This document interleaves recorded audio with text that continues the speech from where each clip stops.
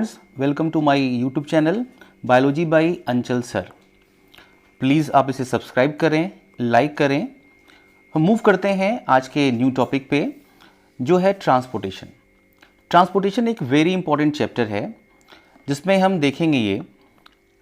इस चैप्टर से बहुत ढेर सारे क्वेश्चंस आते हैं बोर्ड एग्जामिनेशन में, as well in the NTSC examination में भी, और भी जो आपके लेवल पे एग्जामिनेशन होते हैं जैसे एनएससी जीएस का एग्जामिनेशन, इसमें भी ये क्वेश्चंस आते हैं। आपके स्कूल में ओलंपियाड का एग्ज़ाम होता है, उसमें भी इससे क्वेश्चंस बहुत ढेर सारे आते हैं। तो हम इस चैप्टर को हम कंप्लीट करेंगे 2 पार्ट्स में। ये है फर्स्ट पार्ट, इसके बाद आएगा क्या सेकंड पार्ट। वो आप वीडियो का वेट करिएगा और उसको लाइक करिएगा। स्टार्ट करते हैं हम इस चैप्टर से। नाउ देखते हैं, सबसे पहले हम बात करते हैं यहाँ पे ट्रांसपोर्टेशन के बारे में। तो ट्रांसपोर्टेशन कैसे होता है, तो फर्स्ट टाइम देखते हैं हम लोग यहाँ पे फर्स्ट लाइन में कि एक प्लेस से अगर दूसरे प्लेस पे हम किसी चीज़ को ट्रांसपोर्ट करते हैं बॉडी के अंदर, तो that is called the transportation. One place से कोई चीज़ है, इसको दूसरे प्लेस पे ट्रांसपोर्ट करना ही क्या कहलाता है, बॉडी में ट्रांसपोर्टेशन कहलाता है। अब क्वेश्चन यहाँ ये आता है क्या एक यूनिसेलुलर ऑर्गेनिजम्स के अंदर भी ट्रांसपोर्टेशन होता है? यस, ट्रांसपोर्टेशन उनके अंदर होता है। वो जो ट्रांसपोर्टेशन का प्रोसेस है उसे कहते हैं क्या, साइटोप्लाज्मिक स्ट्रीमिंग। हम फोकस करेंगे यहाँ पे। ये एक आपको सेल दिखाई दे रही है। इस सेल के अंदर ये प्लांट सेल है, कैसे आप जानें, क्योंकि इसके अंदर क्या है, सेंटर में एक बड़ी सी वैक्यूल दिखाई दे रही है, ये सेल वॉल है।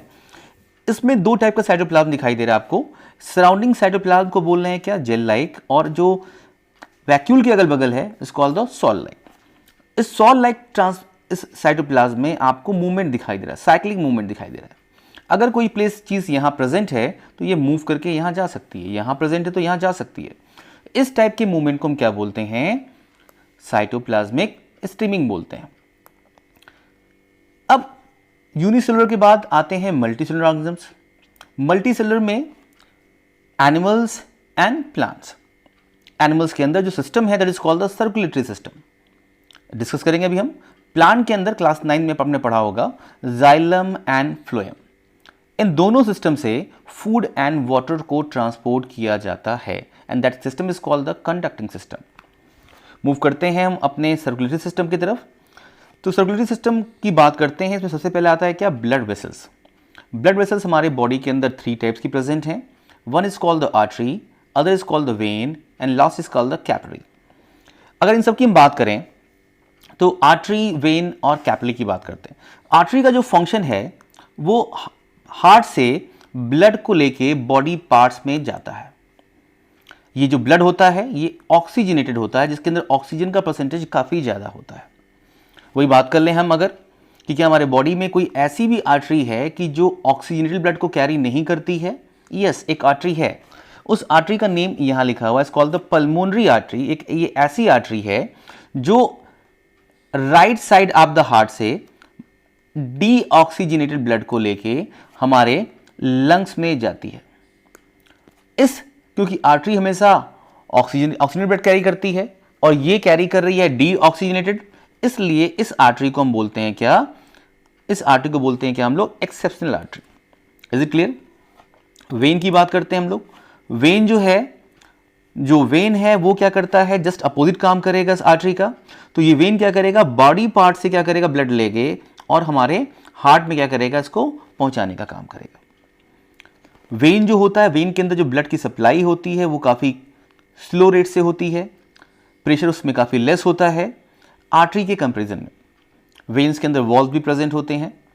कैपिलरी जो आपकी दिखाई दे रही है यहाँ पे, जो कैपिलरी है, कैपिलरी जो होती है इसके अंदर ये बस सिंगल सेल लेयर की बनी होती है, क्योंकि ये डिफ्यूजन का प्रोसेस परफॉर्म करती है। फूड मटेरियल अगर सेल्स तक जाना है तो वो ना आर्टरी से निकल के जा सकता है, ना वेन से निकल के जा सकता है। अगर सेल को रिक्वायरमेंट है तो ये कैपिलरी है, कैपिलरी के थ्रू अगर फूड मूव करना है सेल को तो कैपिलरी के थ्रू डिफ्यूजन होके क्या होगा, यहां जाएगा। और मूव करते हैं हम लोग यहां पे वेन्स के बारे में। तो हमारे बॉडी में एक ऐसी वेन्स भी है जिसके अंदर क्या है,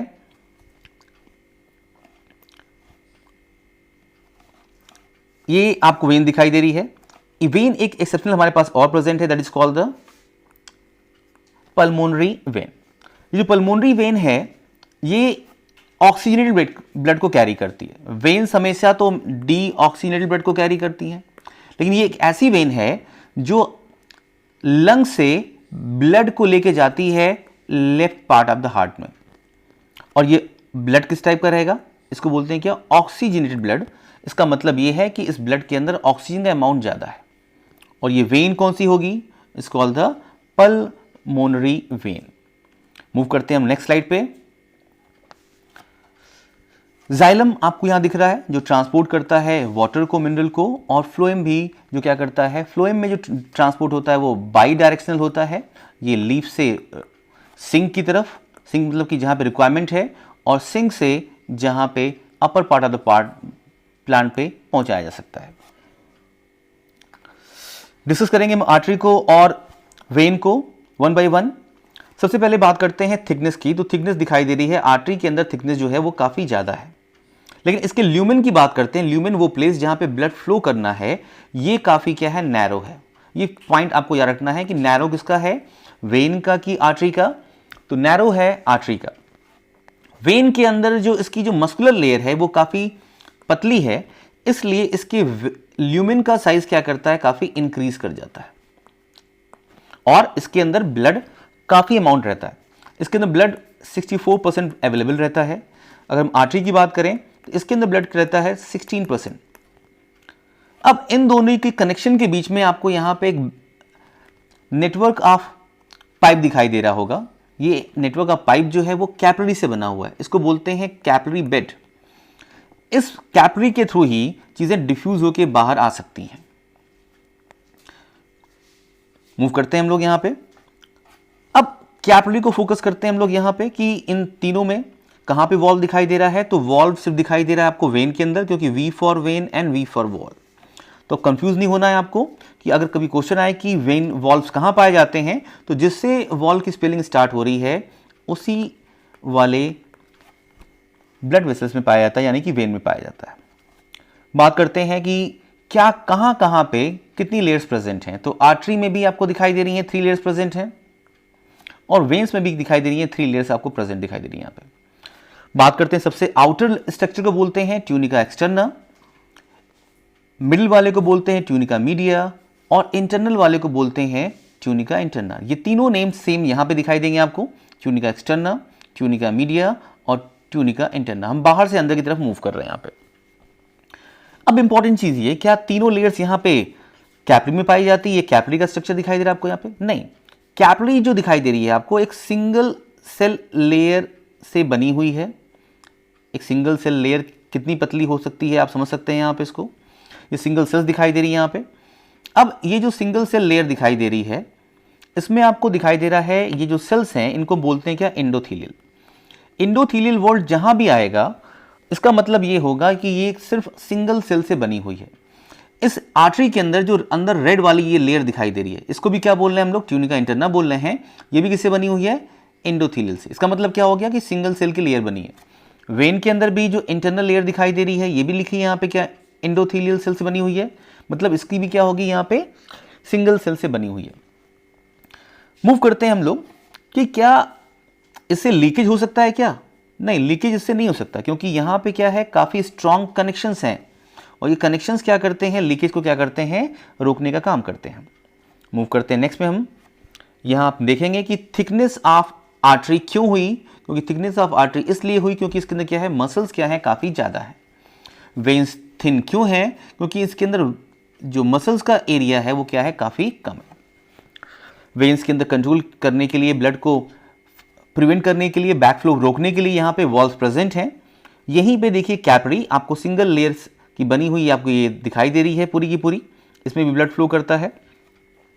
इसके अंदर वॉल्व्स प्रेजेंट नहीं है, ना ही इसके अंदर मसल्स है। तो क्वेश्चन आया कि सबसे थिक कौन सा है, तो आर्टरी। मस्कुलर प्लस थिन कौन सा है, तो ये vein. Without muscles no wall कौन सा है, तो कैपिलरी। मूव करते हैं नेक्स्ट पे। हम कंपेयर करते हैं कुछ इंपॉर्टेंट पॉइंट को। यहाँ पे पहले बात करते हैं हम लोग यहाँ पे वॉल्व्स के बारे में। तो वॉल्व्स क्या आर्टरी में प्रेजेंट हैं? नहीं प्रेजेंट है। कैपिलरी में प्रेजेंट है? नहीं प्रेजेंट है। तो कहां प्रेजेंट है? वी फॉर वॉल्व्स और वी फॉर वेन, इसको भूलना नहीं है। वॉल्व्स का रोल क्या होता है, तो ब्लड को बैक करने से क्या करते हैं, ये रोकते हैं, ब्लड के बैकफ्लो को ये प्रिवेंट करने का काम करते हैं। बाकी हमने डिस्कस कर ही लिया है यहाँ पे, ल्यूमेन किसका नैरो है, आर्टरी का, किसका वाइड है, वेन का, कौन ज़्यादा प्रेशर को बियर करती है, आर्टरी, कौन लेस प्रेशर को बियर करती है, वेन, थिकनेस किसकी है, आर्टरी की, सबसे थिनेस्ट कौन सा है, कैपिलरी, थिन कौन सा है, when. Now evolution of heart में हम देखेंगे यहाँ पे कि धीरे धीरे हार्ट में चैम्बर्स का नंबर बढ़ता गया। जो पहले वर्टिब्रेट्स थे जिनके अंदर वर्टिब्रल कॉलम प्रेजेंट है, बैकबोन प्रेजेंट है, वो है फिशेस। फिशेस से चीज़ें मूव कर गई कहाँ पे, एम्फीबियंस पे, एम्फीबियंस से रेप्टाइल्स, रेप्टाइल से बर्ड्स एंड मैमल्स आए। तो फिशेस के अंदर जो चैम्बर ऑफ हार्ट है वो क्या है, ओनली 2 है। इसमें आपको दिखाई दे रहा है, क्वेश्चन यहाँ पे आता है कि कितने एट्रियम में कितने वेंट्रिकल होंगे, तो यहाँ दिखाई दे रहा है 1 एट्रियम एंड 1 वेंट्रिकल। ये हार्ट के चैम्बर्स होते हैं, हम आगे देखेंगे ह्यूमन हार्ट में। साथ में दिखाई दे रहा है इसमें सिंगल सर्कुलेशन होता है। ये इंपॉर्टेंट क्वेश्चन है कि सिंगल सर्कुलेशन इन सब में किसे मिलेगा, तो आंसर होगा इसका क्या, फिश के अंदर सिंगल सर्कुलेशन होता है। मूव करते हैं हम लोग 2 चैम्बर से 3 चैम्बर पे। तो 3 चैम्बर्स पाए जा रहे हैं 2 जगह, एम्फीबियंस में भी और रेप्टाइल्स में भी। एम्फीबियंस के अंदर अगर हम फोकस करें और रेप्टाइल्स में फोकस करें, दोनों को कंपेयर करते हैं, तो आपको ये चीज दिखाई देगी, यहाँ बीच में जो ब्लैक कलर की लाइन दिखाई दे रही है, यहाँ प्रेजेंट है लेकिन यहाँ पे क्या है, एब्सेंट है। ये जो सेप्टम का फॉर्मेशन इसके अंदर नहीं हुआ है, इसके अंदर 2 एट्रियम है,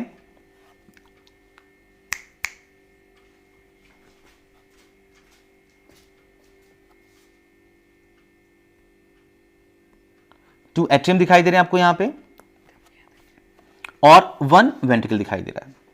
इसके अंदर जो ब्लड की सप्लाई होती है वो मिक्स टाइप की होती है, मतलब कि डी ऑक्सी वाला ब्लड प्लस ऑक्सी वाला ब्लड दोनों क्या होता है, आपस में क्या होता है, मिलकर सप्लाई की जाती है। रेप्टाइल्स में कुछ इंटरेस्टिंग फैक्ट है। ये इंटरेस्टिंग फैक्ट ये है कि कुछ रेप्टाइल्स ऐसे हैं जिनके अंदर 4 चैम्बर ऑफ हार्ट प्रेजेंट है, 4 चैम्बर। वो है कौन कौन से, क्रोकोडाइल, एलिगेटर एंड घड़ियाल, जो इंडिया में पाया जाता है। इनके अंदर 4 चैम्बर होंगे हार्ट के। लेकिन बाकी रेप्टाइल्स के अंदर अगर बात कर लें तो स्नेक की बात कर लेते हैं, टर्टल की बात कर लेते हैं, लिजर्ड की बात कर लेते हैं, जो दिखाई दे रही है यहाँ पे, सबके अंदर क्या होगा, 3 चैम्बर ही प्रेजेंट होगा। इनके अंदर दिखाई दे रहा है आपको यहाँ पे, ये जो सेप्टम है इसका फॉर्मेशन नहीं हो पाया। सेप्टम का, तो इनके अंदर भी क्या होता है, मिक्स ब्लडी सप्लाई होता है, oxygenated and plus deoxygenated. Advance की बात करते हैं, एडवांस में आते हैं हमारे पास 3 क्रोकोडाइल्स, 2 इस रेप्टाइल का पार्ट हो गया। उसके बाद बचते हैं सिर्फ 2 बर्ड्स एंड मैमल्स, इनके अंदर 4 चैम्बर्ड हार्ट प्रेजेंट है। अब यहां पे आपको ब्लैक कलर का सेप्टम प्रॉपर दिखाई दे रहा होगा, जो सेपरेशन कर रहा है बाकी चीजों से। अब ये जो सेप्टम है ये क्या करता है, फ्लो करता है ब्लड को right part of the heart में और left part of the heart में। अब जो ब्लू कलर का रीजन दिखाई दे रहा है ये है डी ऑक्सीजनेटेड ब्लड, और ये जो दिखाई दे रहा है आपको यहां पे क्या, रेड वाला ऑक्सीजनेटेड ब्लड। मतलब हमारे बॉडी के अंदर ब्लड का जो फ्लो होता है वो सेपरेट होता है। बॉडी पार्ट्स को हमेशा ऑक्सीजनेटेड ब्लड मिलता है और लंग्स को हमेशा डीऑक्सीजनेटेड सप्लाई किया जाता है इस राइट पार्ट वाले हार्ट से।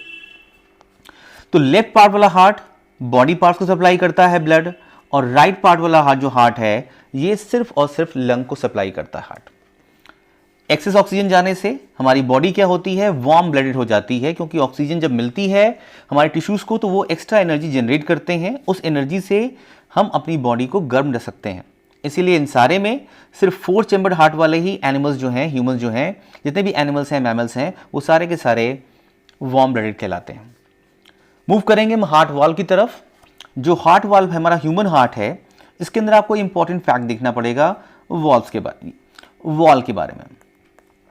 तो जो आउटर साइड का दिखाई दे रहा है पोर्शन, सबसे जो बाहर है ये सबसे आउटर साइड का पोर्शन है, और ये सबसे इनर साइड का पोर्शन है। मतलब इसके साइड में ब्लड कनेक्टेड रहेगा, ब्लड इसके अंदर होता है हार्ट के अंदर। ये क्या है, बाहर से हम देखेंगे तो ये दिखाई देगा, अंदर से ब्लड क्या होगा, इससे टच करता रहेगा।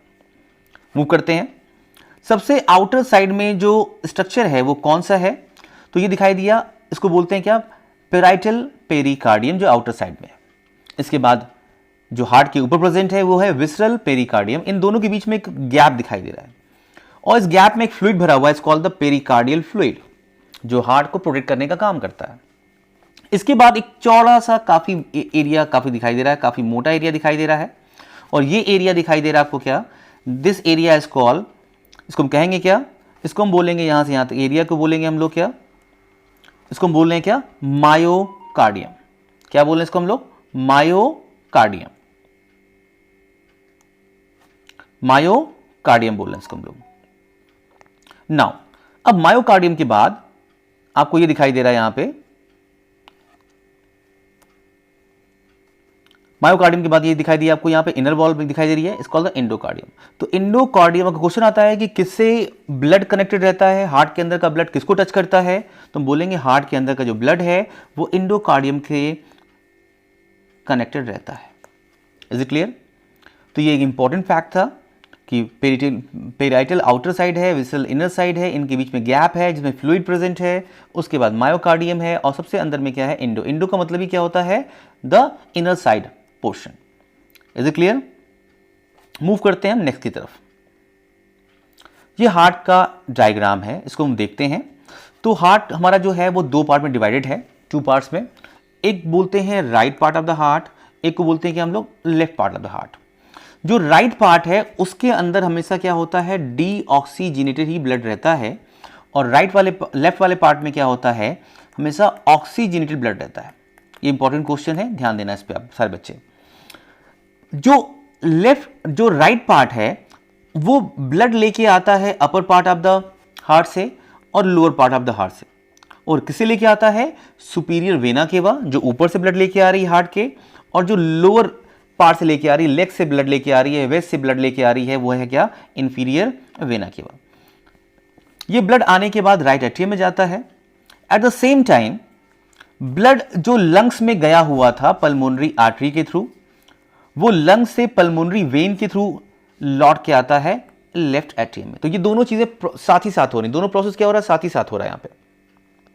नाउ हम देखते हैं यहां पे क्या, कि ये जो प्रोसेस है यहां पे, अब राइट और लेफ्ट दोनों क्या करते हैं, दोनों जो चेंबर हैं दोनों एक साथ कॉन्ट्रैक्ट करते हैं, और राइट साइड का ब्लड, राइट एट्रियम का ब्लड राइट वेंट्रिकल में रीच करता है, और लेफ्ट साइड का ब्लड लेफ्ट वेंट्रिकल में रीच करता है। इस प्रोसेस में बीच में आपको वॉल्व दिखाई देते हैं, वॉल्व्स के बारे में डिस्कस करेंगे हम नेक्स्ट वाले स्लाइड पे। अभी हम यहां देखते हैं, जब यहां पे ब्लड आ जाता है तो ये हार्ट फिर से क्या करता है, कॉन्ट्रैक्ट करने का काम करता है, और कॉन्ट्रैक्ट करने के बाद ये पंप करता है ब्लड को किस साइड, यहां देखिए, ये पंप करता है राइट वेंट्रिकल इसके अंदर, और लेफ्ट वेंट्रिकल पंप करता है इसके अंदर। ये क्या है, ये तो राइट वेंट्रिकल पंप कर रहा है ब्लड कहां पे, पल्मोनरी आर्टरी में, यही जो एक्सेप्शनल आर्टरी थी, और जो लेफ्ट साइड का ब्लड है वो कहां पंप हो रहा है, एआर्टा के अंदर, जो हमारे बॉडी का सबसे लार्जेस्ट एआर्टा है, आर्टरी है ये। Is it clear? नाउ हम मूव करते हैं। अब एआर्टा से ब्लड जो है कहां जा रहा है, ये ब्लड जा रहा है क्या, upper side of the heart के अंदर, और ये जा रहा है कहां पे, ये नीचे की तरफ आ जाता है यहां पे, इसको बोलते हैं हम लोग क्या, ये डाउनवर्ड ये मूव कर रहा है, नीचे के बॉडी पार्ट्स में पहुंचा रहा है क्या, ऑक्सीजनेटेड हार्ट। इसको बोलते हैं हम लोग एआरचेस, जो अप साइड की तरफ क्या कर रहे हैं, ये मूव कर रहे हैं ब्लड को लेके। मूव करते सेकंड पे हमने बात किया था हार्ट वॉल के बारे में बात करेंगे, तो हार्ट की वॉल्स बहुत इंपॉर्टेंट है यहाँ पे। तो क्वेश्चन अगर आएगा कि अगर राइट साइड का जो हार्ट है वो आर्ट्रियम से अगर वेंट्रिकल में ब्लड की सप्लाई हो रही है, तो इनके बीच कौन सा वॉल्व आता है, तो हम बोलेंगे यहाँ पे क्या, ट्राइकस्पिड वॉल्व। कस्पिड का मतलब यहाँ पे क्या है, कस्पा से है, कस्पा का मतलब क्या होता है, फ्लैप। और वॉल्व्स क्यों प्रेजेंट हैं, वॉल्व्स इसलिए प्रेजेंट हैं कि जब ये वेंट्रिकल कॉन्टैक्ट करेगा तो ब्लड इधर जाना चाहिए, फिर से ये वापस की तरफ ना जा पाए। हर वॉल्व का ये फंक्शन है कि प्रिवेंट करता है बैकफ्लो को। अब इसकी बात करते हैं, जो पल्मोनरी आर्टरी है, इसके अंदर जो वॉल्व प्रेजेंट है उनके नाम पर रख दिया गया पल्मोनरी वॉल्व्स। सेम यहाँ पे जो एआर्टा के अंदर ब्लड जा रहा था वहां भी वॉल्व प्रेजेंट है, क्या बोले इसको हम लोग, एआर्टिक वॉल्व। जो लेफ्ट एट्रियम है और जो लेफ्ट वेंट्रिकल है उनके बीच जो वॉल्व प्रेजेंट है उसमें सिर्फ 2 ही फ्लैप्स प्रेजेंट हैं, और इनको क्या बोलते हैं हम लोग, mitral valve. Is it okay? Move करते हैं नेक्स्ट पे हम लोग। अब हम देखते हैं कि अगर हार्ट जो है, अगर वो उसके अंदर ब्लड की फिलिंग हो रही है तो उसको हम क्या बोलेंगे, या ये बोल सकते हैं कि हार्ट अगर ब्लड को पंप नहीं बोल कर रहा है तो क्या कहेंगे उसको हम? उस कंडीशन को बोलते हैं हम लोग डायस्टोल, या क्या बोल सकते हैं रिलैक्स कंडीशन, या क्या बोल सकते हैं फिलिंग कंडीशन। यहां पे आपको दिखाई दे रहा है 80 mmHg कि जब हार्ट ब्लड को पंप नहीं करता, जब उसमें फिलिंग होती रहती है, तो इन आर्टरीज और वेन के अंदर जो प्रेशर होता है वो काफी लेस होता है। जो प्रेशर होता है कितने कहते हैं उसको हम लोग 80 mmHg। तो अगर कभी क्वेश्चन आ जाए कि डायस्टोलिक प्रेशर कितना होता है तो आप बोलेंगे क्या 80 mmHg होता है। जिसके अपोजिट देखते हैं हम लोग यहाँ पे, अगर यहाँ पे फिलिंग हो रही है तो यहाँ पे क्या हो रहा है पंपिंग हो रही है, या कह सकते हैं इसमें कॉन्ट्रैक्शन हो रहा है। तो कॉन्ट्रैक्शन को हम बोलते हैं सिस्टोल। और जब कॉन्ट्रैक्शन होता है तो आर्टरीज के अंदर जो प्रेशर होता है ये 120 mmHg का होता है। मूव करते हैं नेक्स्ट स्लाइड की तरफ। अब हमारा हार्ट, और देखेंगे यहां पे ये कि हमारा जो एट्रियम है वो कैसे कॉन्ट्रैक्ट करता है और हमारा जो वेंट्रिकल है वो कैसे कॉन्ट्रैक्ट करता है। ये एक इंपॉर्टेंट एस्पेक्ट है कि कॉन्ट्रैक्शन कैसे होता है। तो कॉन्ट्रैक्शन कराने के लिए आपको दिखाई दे रहा है ये छोटा सा येलो कलर का पोर्शन, जो किस चैम्बर में दिखाई दे रहा है? ये चैम्बर दिखाई दे रहा है आपको क्या, राइट एट्रियम। और इसी राइट एट्रियम में आपको एक और छोटा सा दिखाई दे रहा है नोड, ये भी क्या है, इसी राइट एट्रियम में प्रेजेंट है। तो राइट एट्रियम में दो छोटे छोटे से नोड प्रेजेंट हैं। पहले नोड को हम कहते हैं क्या, सिनो एट्रियल नोड, और सेकेंड को कहते हैं जो यहां दिखाई दे रहा है एट्रियो वेंट्रिकुलर नोड। सिनो एट्रियल नोड जो है ये रिस्पॉन्सिबल होता है किसके लिए, ये एट्रियम को कॉन्ट्रैक्ट कराने के लिए। एट्रियम को कॉन्ट्रैक्ट कराने के लिए रिस्पॉन्सिबल कौन है, यहाँ पे सिनो एट्रियल नोड क्या है, इंपॉर्टेंट है। अभी अगर कभी भूल जाए तो यहाँ ये आपको ये ध्यान देना है, जिसके अंदर एट्रियम लिखा है, एट्रियल लिखा है, वो एट्रियम को कॉन्ट्रैक्ट करेगा, और जिसके अंदर वेंट्रिकल लिखा है ये वेंट्रिकल को क्या करेगा, कॉन्ट्रैक्ट करेगा। शॉर्ट फॉर्म में इसे हम ऐसे नोड भी कहते हैं और इसे हम एबी नोड भी कहते हैं। ये एक छोटा सा टिश्यू है जो करंट जनरेट करता है और 1 मिनट में ये 72 से 75 टाइम्स करंट जनरेट कर सकता है। तो ये 72 से 75 टाइम्स क्या करता है, ये करंट फायर करता है। ये फायर करंट जब करता है तो ये करंट डिस्ट्रीब्यूट होता है दोनों साइड में। राइट साइड से जनरेट हुआ करंट और लेफ्ट साइड की तरफ क्या करता है, मूव करता है। जब ये करंट पहुंचता है दोनों साइड में तो इस करंट से ये दोनों जो इसकी जो वॉल्स हैं, जो वॉल पे मसल्स लगी हैं, इनके अंदर कॉन्ट्रैक्शन होता है। तो इनके कॉन्ट्रैक्शन से जब ये कॉन्ट्रैक्ट करते हैं करंट की वजह से, तो ब्लड पंप हो जाता है कहाँ पे, लोअर पार्ट में, जिसको हम क्या कहते हैं, वेंट्रिकल्स कहते हैं। अब ये एबी नोड क्या करता है, करंट क्या करता है, जनरेट करता है। अब ये एबी नोड क्या करता है, करंट सेंड करता है इस बंडल ऑफ हिस्से होते हुए लेफ्ट ब्रांच से और राइट ब्रांच से और लेफ्ट ब्रांच से। राइट ब्रांच जाती है राइट वेंट्रिकल के अंदर और लेफ्ट ब्रांच जाती है लेफ्ट वेंट्रिकल के अंदर। अब ये ब्रांचेस क्या करती हैं, इस करंट को जनरेट करती हैं, करंट को कैरी करती हैं और इस वेंट्रिकुलर टिश्यू के अंदर लेके जाती हैं।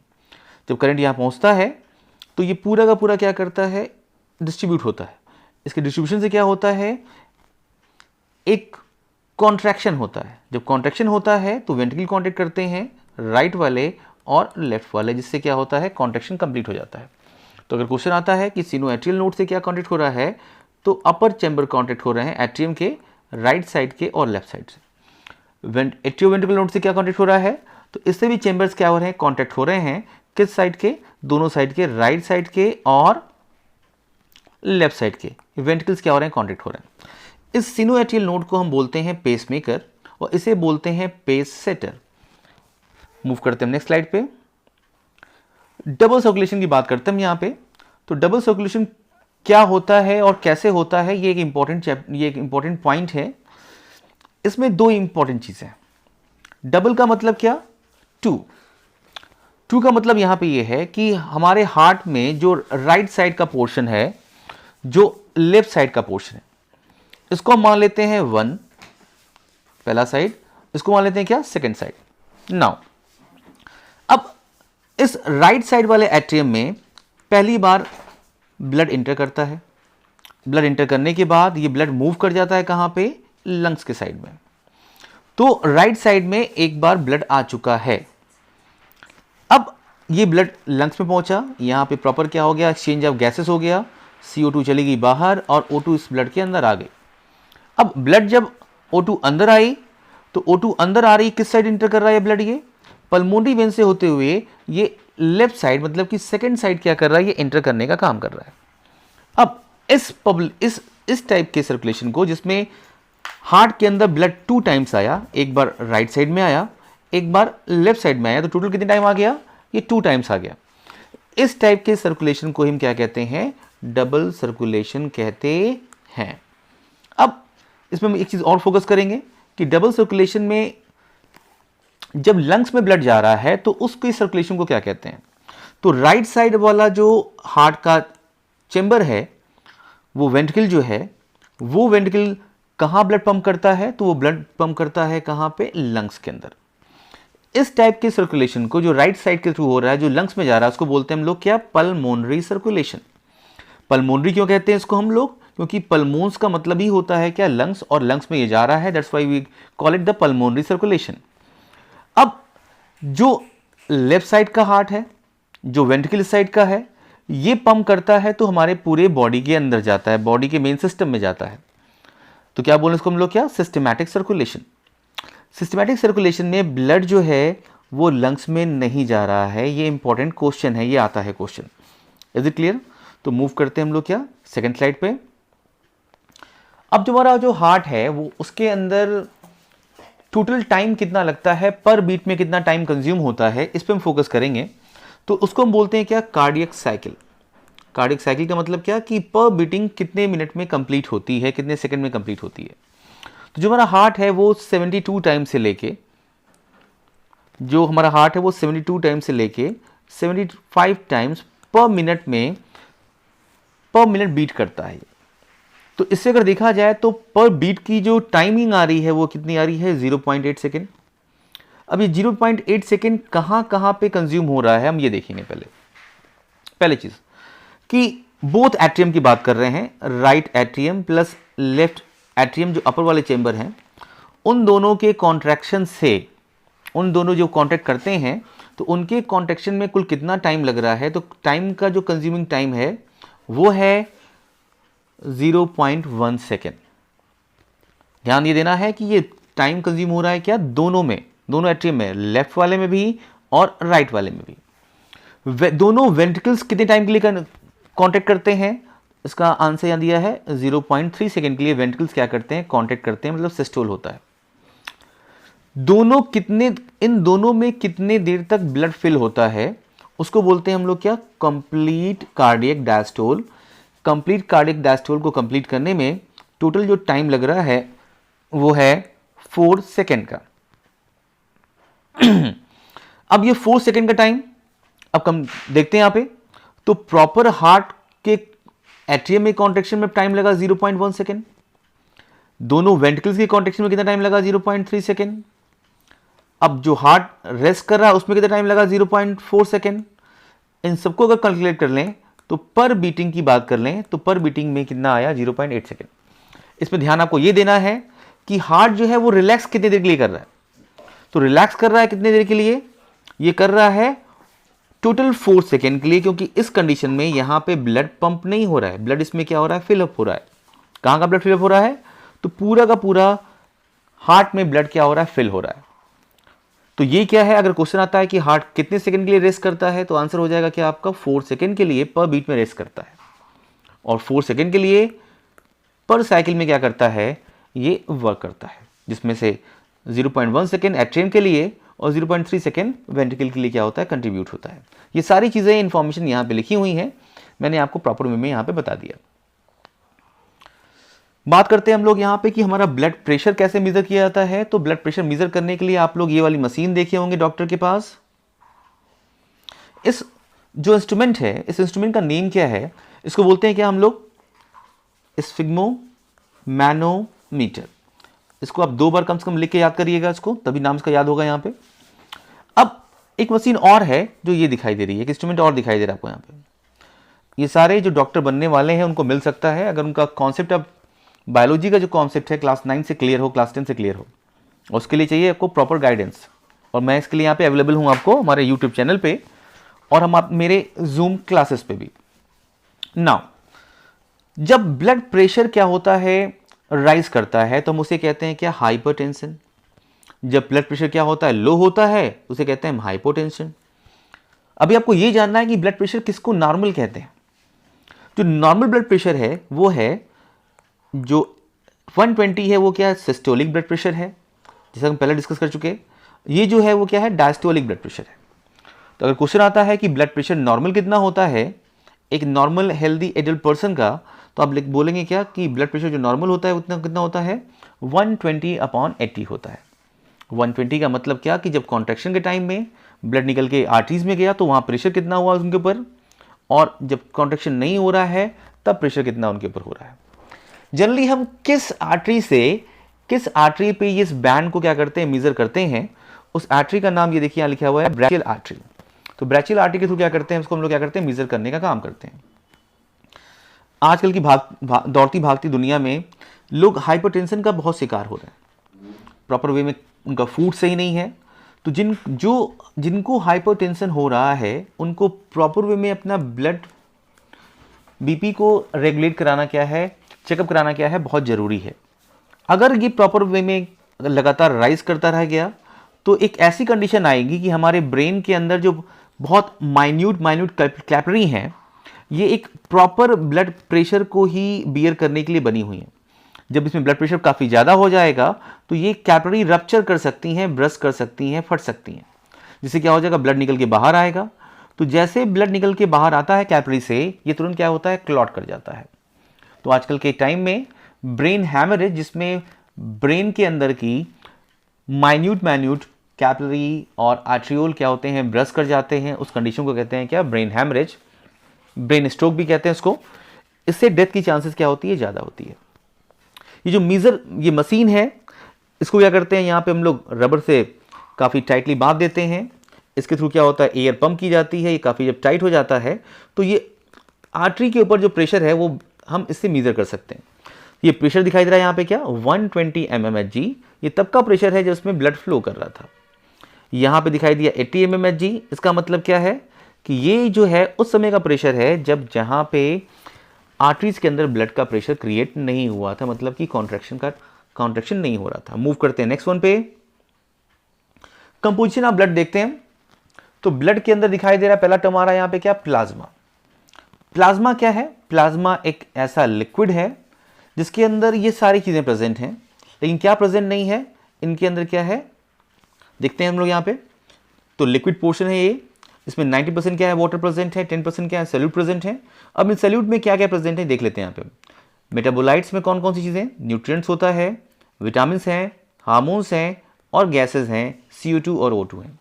साथ में हमारे नर्वस कंडक्शन के लिए सोडियम का होना बहुत ज़रूरी है। क्लोराइड भी क्या करता है, नर्वस कंडक्शन कराता है। साथ में डिफरेंट टाइप की प्रोटीन्स जो ब्लड में प्रेजेंट होती हैं। और हमारे बॉडी का जो वेस्ट है वो यूरिया है, वो भी क्या करता है, इसमें क्या होता है, मूव करता है, किडनी तक जाता है फिल्ट्रेशन होने के लिए। ब्लड की जो एक इंपॉर्टेंट सेल है इसको बोलते हैं क्या, RBC। ये RBC का आपको इलेक्ट्रॉन माइक्रोस्कोप के थ्रू लिया गया एक डायग्राम दिखाई दे रहा है। जो RBC का शेप दिखाई दे रहा है एक डिस्क लाइक है, सर्कुलर है, और ये बाई कनकेव है। बाई कनकेव से कहने का सेंस ये है कि ये दोनों साइड से क्या है, गहराई वाला है, इस साइड से भी इस साइड से भी। इस गहराई से इसकी जो सरफेस एरिया है वो इंक्रीज कर जाती है। तो अगर देखा जाए ब्लड में प्लाज्मा कितना है तो 55% हो गया, और जो एरिथ्रोसाइट्स हैं वो कितने हैं, 45% हो गए। और ल्यूकोसाइट्स और प्लेटलेट्स की बात करें तो क्या है, काफ़ी कम अमाउंट में क्या है, ये प्रेजेंट है। तो ब्लड का मेन पोर्शन की बात करते हैं हम लोग क्या, एरिथ्रोसाइट्स और प्लाज्मा, फॉर्म एलिमेंट भी कह सकते हैं आप इन्हें। बात करते हैं हम लोग यहाँ पे कि ब्लड में और कौन सी सेल प्रेजेंट है यहाँ पे। तो ब्लड में प्रेजेंट है क्या, प्लेटलेट्स।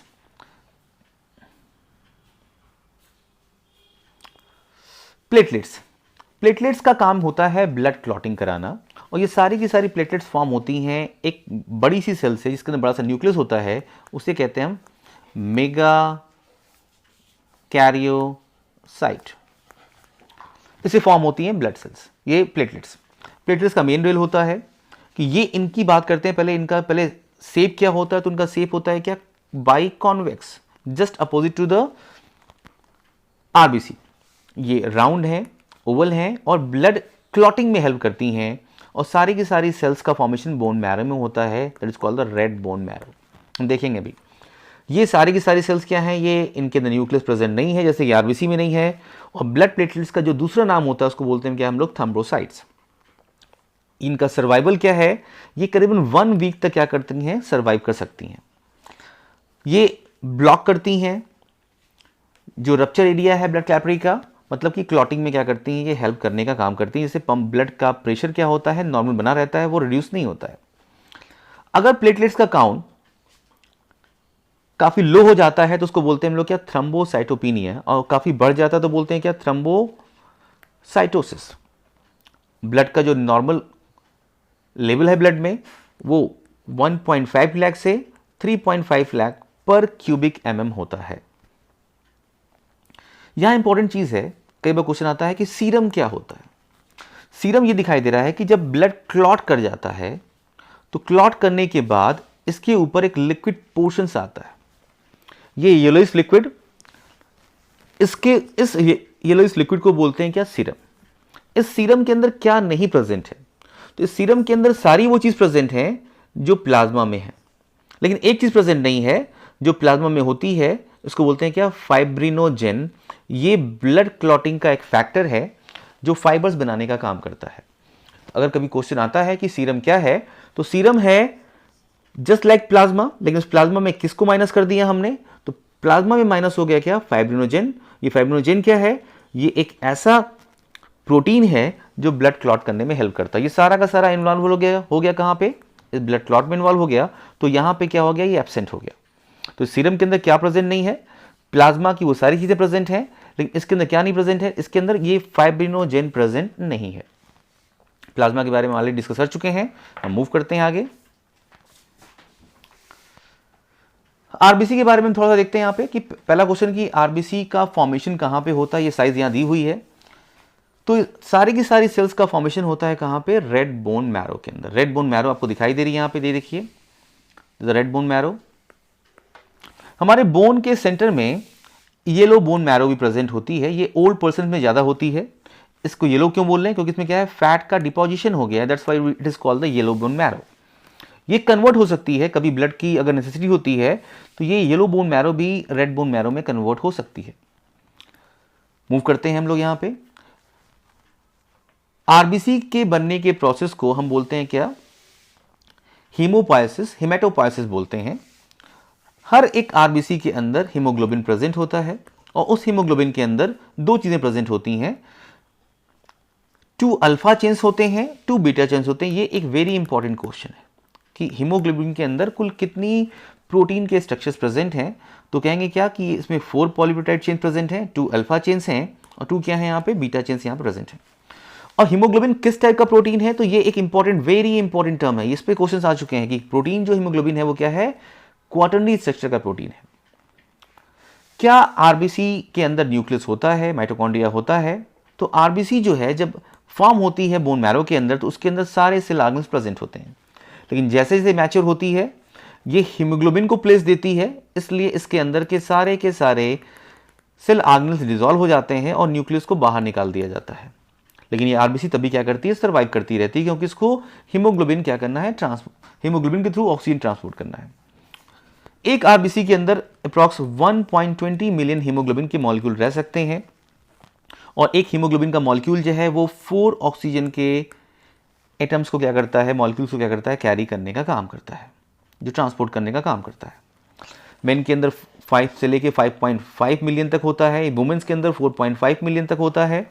लाइफ स्पैन की बात करें आरबीसी की तो ये 120 डेज तक सर्वाइव कर सकते हैं, 100 से लेके 120 डेज तक। कहाँ इनकी डेथ होती है, तो इनकी डेथ होती है यहाँ पे स्प्लीन के अंदर। स्प्लीन को हम बोलते हैं ब्लड बैंक भी बोलते हैं, साथ में बोलते हैं क्या, इसको हम लोग बोलते हैं graveyard of the RBC, RBC का कब्रिस्तान बोलते हैं। यहाँ पे कुछ ऐसी सेल्स होती हैं डब्ल्यूबीसी टाइप की जो क्या करती हैं, इनको क्या करती हैं, इनगल्फ करने का काम करती हैं। बात करते हैं अगर आरबीसी का नंबर इंक्रीज करता है तो उसको बोलते हैं क्या, पॉलीसाइथीमिया। यहाँ देखिए ब्लड लिया गया है, यहाँ पे इसमें आरबीसी का कंटेंट कितना ज़्यादा दिखाई दे रहा है, रेड कलर। लेकिन जब ब्लड के अंदर आरबीसी का कंटेंट कम हो जाता है तो उसको हम क्या बोलते हैं, इसको हम लोग एनीमिया बोलते हैं। और ये आपको नॉर्मल दिखाई दे रहा है यहाँ पे कि कितना अमाउंट ब्लड का दिखाई दे रहा है, कहाँ कितना प्लाज्मा है, कितना वाइट ब्लड सेल्स हैं, कितना क्या है आरबीसी है। मूव करते हैं सेकंड पे हम लोग, वाइट ब्लड सेल्स।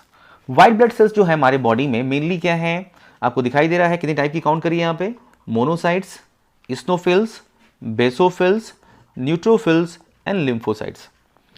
लेकिन इन लिम्फोसाइट्स का भी कुछ वर्जन दिखाई दे रहा है यहाँ पे आपको।